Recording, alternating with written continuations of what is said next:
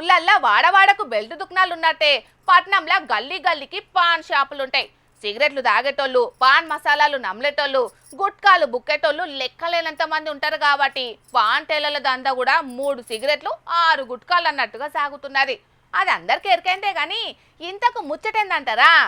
అదేందో వార్తలకు పోయి పురాగా చూద్దాం పాన్రి. వీడియో చూడంగానే మీకు ముచ్చటేందో కొంతవరకు సమజయ్యే ఉండొచ్చు కదా.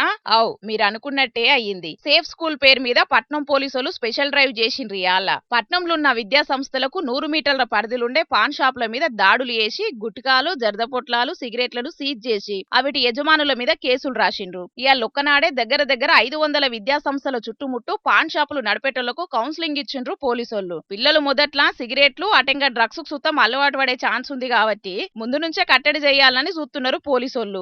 ఈ ముచ్చట మీద సజ్జనార్ సారు ఏం చెప్తుండో ఇనుండ్రో పారి.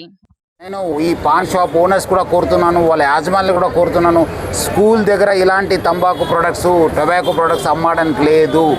ఎందుకంటే మీ పిల్లలు కూడా ఉంటారు, మా పిల్లలు కూడా ఉంటారు, చాలామంది పిల్లలు వస్తుంటారు. సో వాళ్ళు మళ్ళీ అలవాటు అయ్యే ఛాన్స్ ఎక్కువ ఉంది. సో ప్రజలు కూడా అర్థం చేసుకొని ఈ ఎడ్యుకేషనల్ ఇన్స్టిట్యూషన్ దగ్గర కూడా ఎవరు కూడా ఈ టొబాకో ప్రొడక్ట్స్ని అమ్మడానికి లేదు. అమ్మితే చాలా హైదరాబాద్ సిటీ పోలీస్ చాలా ఉక్కుపాతంతోనే వాళ్ళు డీల్ చేస్తుంది.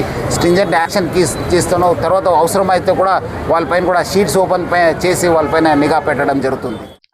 సజ్జనార్ సార్ చెప్పినట్టు ఉన్నోళ్ళు లేనోళ్ళని ఏం లేదు. అందరు పిల్లలు స్కూళ్లకు కాలేజీలకు పోతారు కాబట్టి అక్కడనే వాళ్ళు గుట్కాలు సిగరెట్లకు అలవాటు అయ్యే ఛాన్స్ ఉంటది. గందుకే పిల్లలకు అవి అందుబాటులో లేకుండా చెయ్యాలని పోలీసులు ఈ పని ముంగటేసుకున్నారట.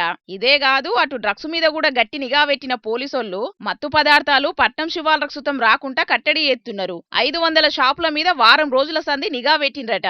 ఎక్కడెక్కడ పొగాకు పదార్థాలు అమ్ముతున్నారో ఆ షాపుల వీడియోలు కూడా విడుదల చేస్తామని చెప్పిండు సజ్జనార్ సారు. మొత్తానికైతే ఆలస్యమైన మంచి నిర్ణయం చేసిండ్రు పోలీసోళ్ళు. మరిగా విద్యా సంస్థల చుట్టుముట్టనే కాదు, ఎక్కడ కూడా ఈ గుట్కాలు, అంబర్ పొట్లాలు, జర్దాలు అమ్మకుంట చెయ్యిండ్రి. అవిటి మీద కఠిన చర్యలు తీసుకుంటేనే మంచిగుంటది. లేకుంటే తినేటోడు వేరే షాపు కూడా పోయి తింటారు కాబట్టి ఎక్కడ కూడా దొరకకుండా చెయ్యాలి అంటున్నారు కొందరు పిల్లల అయ్యవ్వలు. ఇయాలనైతే పోలీసులు పాన్ షాపుల మీద దండయాత్ర లెక్కనే చేసిండ్రు గాని రేపు ఏం చేస్తారనేది చూడాలి మరి.